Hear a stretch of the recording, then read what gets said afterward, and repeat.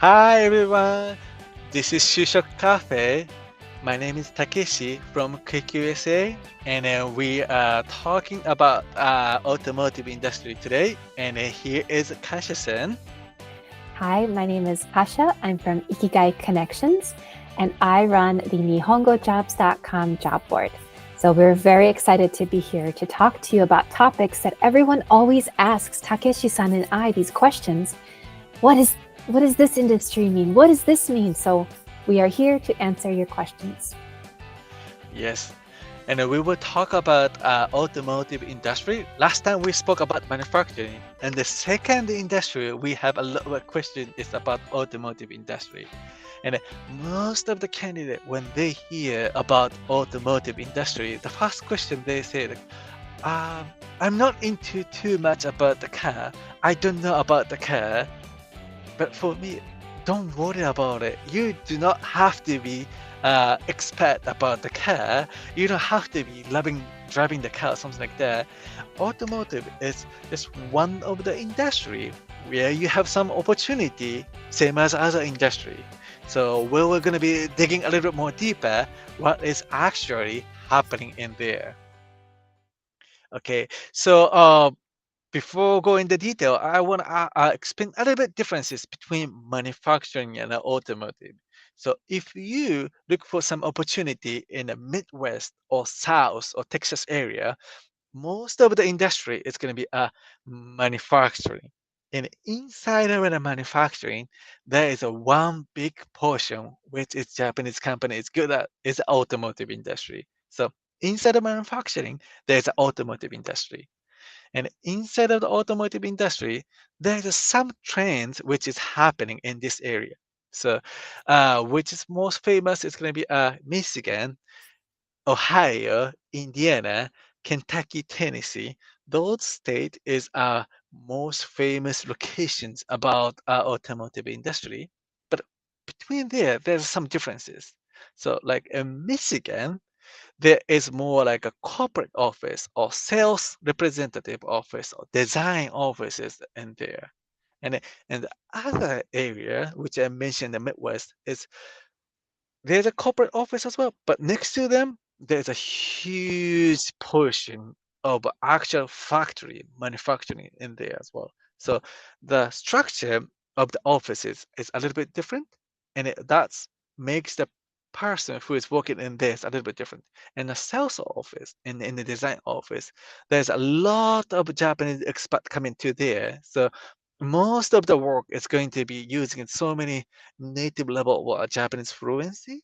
But in the opposite, in other states like Ohio, Indiana, Kentucky, Tennessee, majority of employee is in the factory and the local employees. So majority of the work is based on English. So that might be a little bit differences in between those areas as well.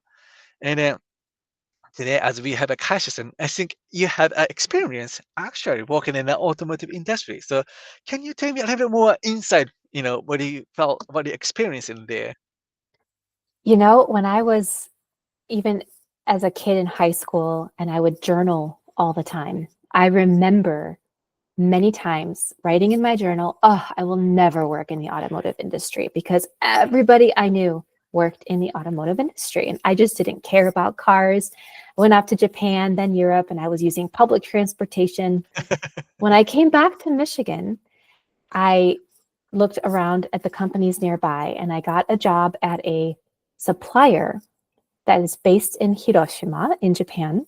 Mhm. And they provided engineering services, dies, tools, some terminology there from the automotive industry to bigger companies that would use this technology in their vehicles or in making of their vehicles.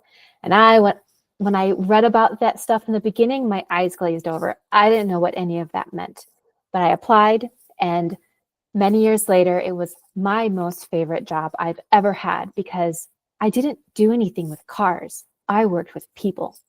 I Mm. was able to use my Japanese language and cultural skills to communicate with headquarters in Japan, to help issues that came up over email, to jump into meetings that maybe had some issues regarding whatever was going on, I was able to go there and at least help out a little bit.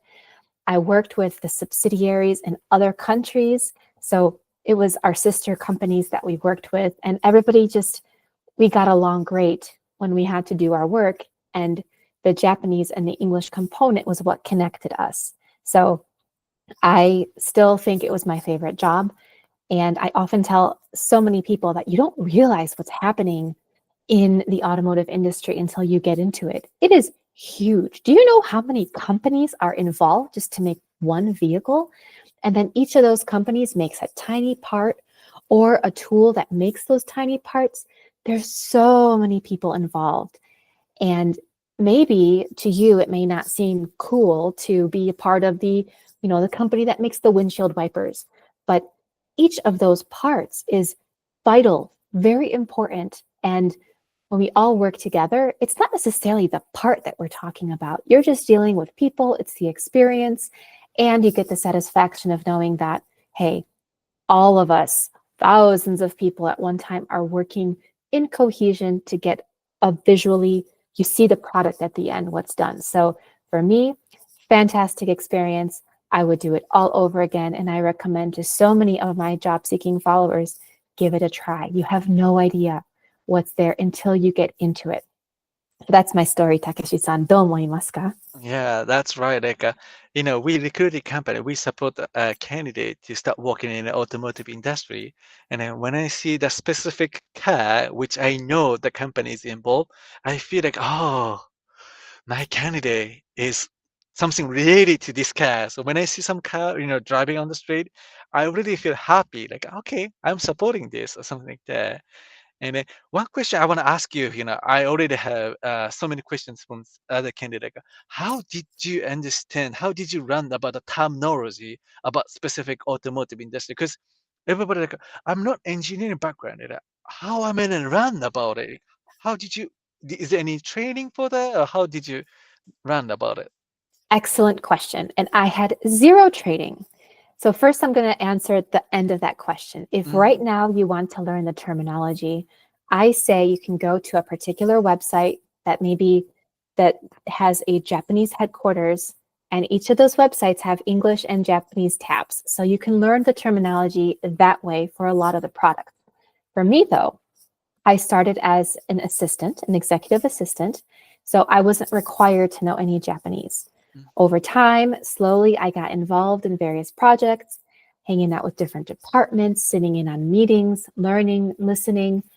Eventually, I started learning a little bit more about the terminology, but my focus wasn't on the technical aspect. So if I was asked by the R&D department, "Oh, Kasia-san, honyaku onegaishimasu, can you help us translate this?" I would actually have to say, honestly, I'm sorry, I don't understand the R&D terminology in English, so I'm not sure I could translate it into Japanese. And by the way, that should probably be vice versa. I should be translating into my native tongue. So they would go to somebody else. But I was involved more in the administration. So what we did in that company is, because there wasn't enough people to help with the language component, we started getting more people like me who knew both languages. We would start off doing administrative support, and then whatever skills that we excelled at, we would then use those skills for other departments. So one of my employees had math skills. He was able to help engineering in their design group because of their math related topics, which I didn't actually know much about. I just sent him to help with that area. Somebody else was better with numbers or find a profit and loss statement. So they helped accounting a little bit. And we just each learned the best we could. And then we supported the departments that we had a little bit of interest in and a little bit of knowledge. And then when we were there, on the job training, you just pick it up as you go, because otherwise there's no classroom or course sharing exactly every single word that you're going to use, just like I kind of mentioned in our previous video on manufacturing. So if you're interested, take a look at that video. Okay. Yeah, you're right. There might be not like specific courses, like a specific textbook for the manufacturing language as well. And I think the good things for a Japanese company is they culturally they have a culture to train from entry level and OJT on the job training to running little by little, something like that. So I think you already had a passion and motivation for running and growing. So that's gonna be combined well, like as long as if you don't have any experience, but if you're passionate about it running, then there's a lot of chances. You don't have to worry about terminology about the automotive industries. Absolutely. Completely agree. All right, that sounds good. So, uh, I want to add one thing. Is like, please don't scare about the word of automotive industry. It's just one industry, and if you're interested in Midwest and South and Texas, this is one big opportunity to create your career. And Kasia-san, do you want to add something for everybody? I'm the same way. I think there's so much about this big, scary automotive industry that a lot of people don't understand. But if you give it a try and you actually do a little bit of research, take a look at some job ads that are involved in that and see kind of, what are the requirements? What are the responsibilities? And maybe your skills are transferable from anything else that you may be doing. And you could see it as a learning opportunity because once you get into the automotive industry, there's really a lot of opportunities for you. All right, thank you. So if you have any question, please reach out to me or Kasia-san. We are always happy to answer any other questions, and then we will keep talking about other industries too. So please check other video as well. So hope to see you soon. Thank you. Bye Bye. bye.